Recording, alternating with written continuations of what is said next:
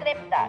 শিলচরের কনকপুরে চাঞ্চল্য, স্থানীয় গৃহবধূর অজান্তে নগ্ন ছবি তুলে ব্ল্যাকমেল করে একাধিকবার ধর্ষণের অভিযোগ রজত দাস ওরফে মান্নার বিরুদ্ধে।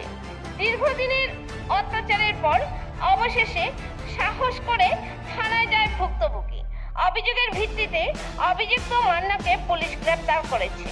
জিজ্ঞাসাবাদ চলছে, আরও তথ্য বের হওয়ার সম্ভাবনা।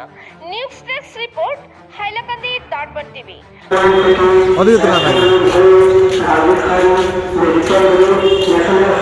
যাও